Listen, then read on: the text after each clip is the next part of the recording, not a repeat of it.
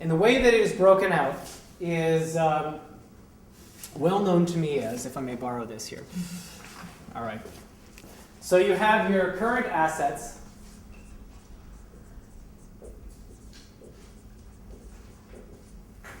And you have your current liabilities.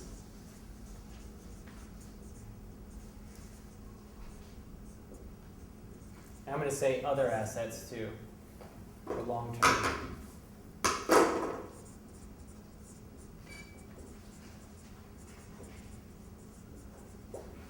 Current liabilities, long-term liabilities,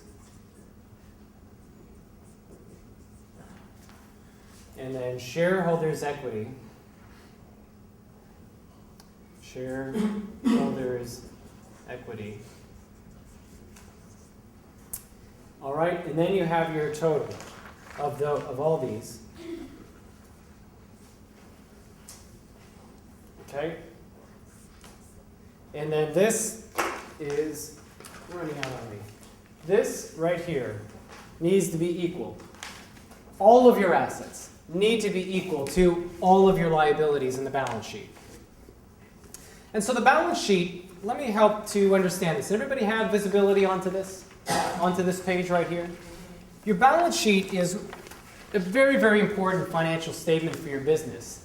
And oftentimes the lender will have this in some form on their application too, because they'll ask you how many assets do you have in your business.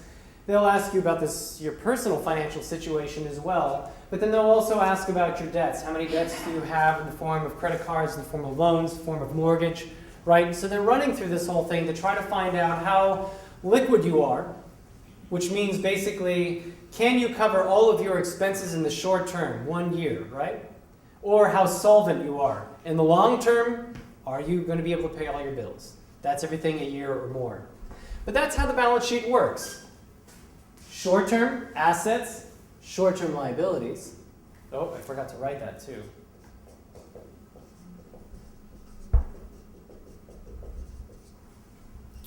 Right? So I'm going to put a division here. This is your total assets. This is all your total liabilities. You have short-term current assets to current liabilities. And then you have your long-term assets, long-term liabilities.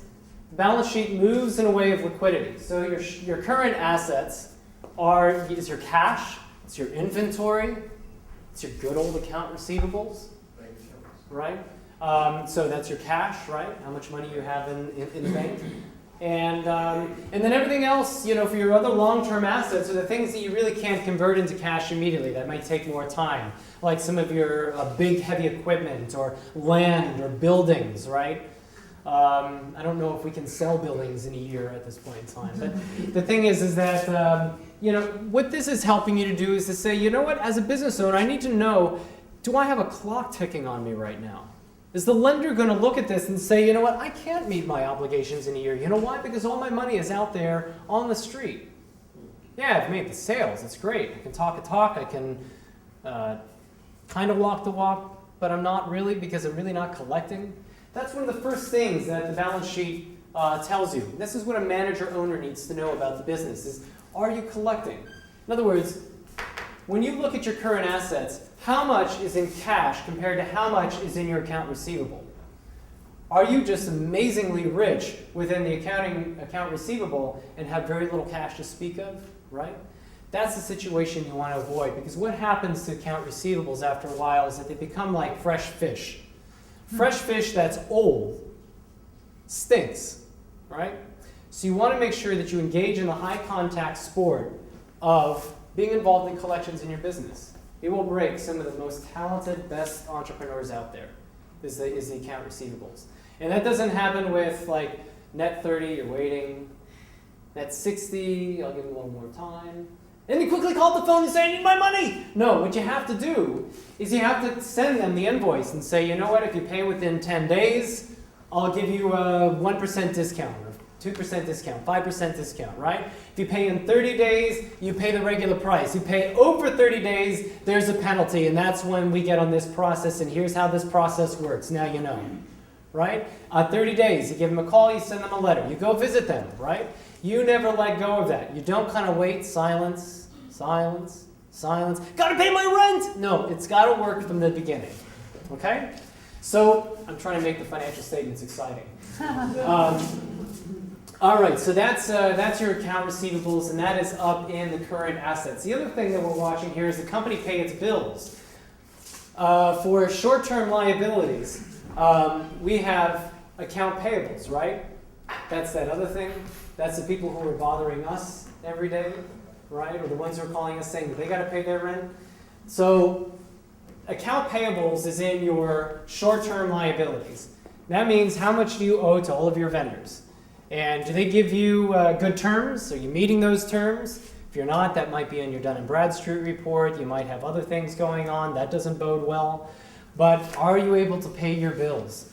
A lender is going to look at the total of all your current assets. In other words, how much can you liquidate in a year compared to how much you have to pay within a year. And if that number is just too close, you're a high-risk proposition for that bank. They may not lend to you, right? And you wouldn't either. Next one is, does your company control inventory? We also saw in the current assets, you have your cash, you have your account receivables, you also have your inventory as a current asset. If you go to a lender and you say, I want a loan to buy some inventory, right? And the lender's going to say, but you have a whole bunch of inventory compared to your sales.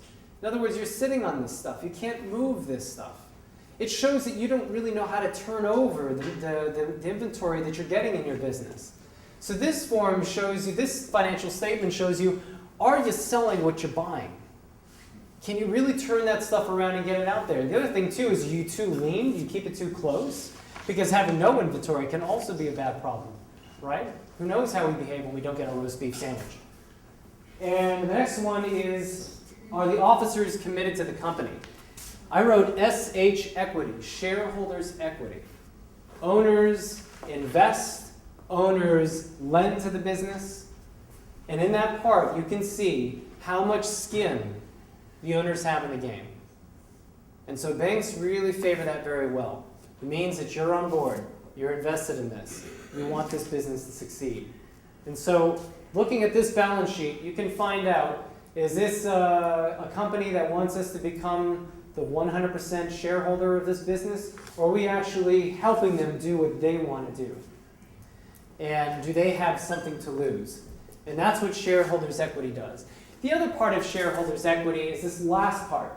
Does the business have a profitable operating history? There's something called retained earnings in the balance sheet. And what that basically is it's not a cash value.